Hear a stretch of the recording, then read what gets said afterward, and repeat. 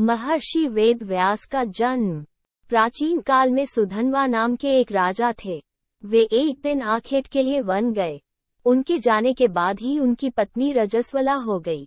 उसने इस समाचार को अपने शिकारी पक्षी के माध्यम से राजा के पास भिजवाया। समाचार पाकर महाराज सुधन्वा ने एक दोने में अपना वीर्य निकालकर पक्षी को दे दिया।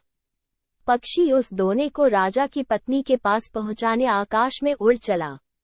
मार्ग में उस शिकारी पक्षी पर दूसरे शिकारी पक्षी ने हमला कर दिया। दोनों पक्षियों में युद्ध होने लगा।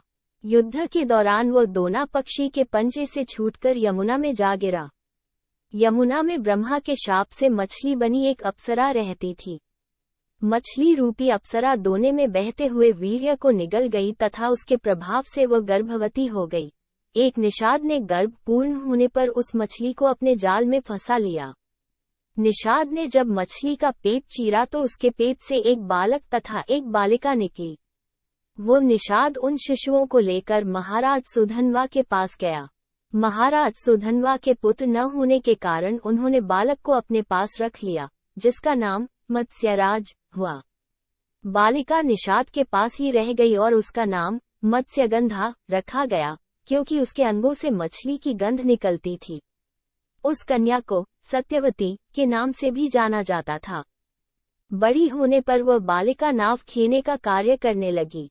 एक बार पाराशर मुनि को उसकी नाव पर बैठकर यमुना पार करनी पड़ी।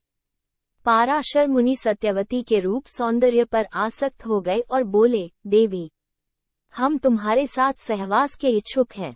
सत्यवती ने कहा, मुनिवर, आप ब्रह्मज्ञानी हैं और मैं निषाद कन्या, हमारा सहवास संभव नहीं है। तब पाराशर मुनि बोले, तुम चिंता मत करो, प्रसूति होने पर भी तुम कुमारी ही रहोगी। इतना कहकर उन्होंने अपने योग बल से चारों ओर घने कोहरे का जाल रच दिया और सत्यवती के साथ भोग किया।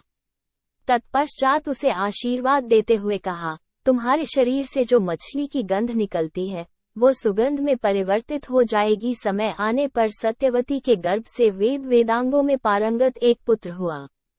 जन्म होते ही वह बालक बड़ा हो गया और अपनी माता से बोला, माता, तू जब कभी भी विपत्ति में मुझे स्मरण करेगी, मैं उपस्थित हो जाऊंगा।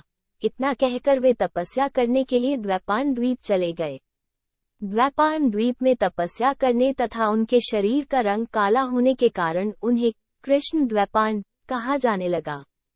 आगे चलकर वेदों का भाष्य करने के कारण वे वेद व्यास के नाम से विख्यात हुए।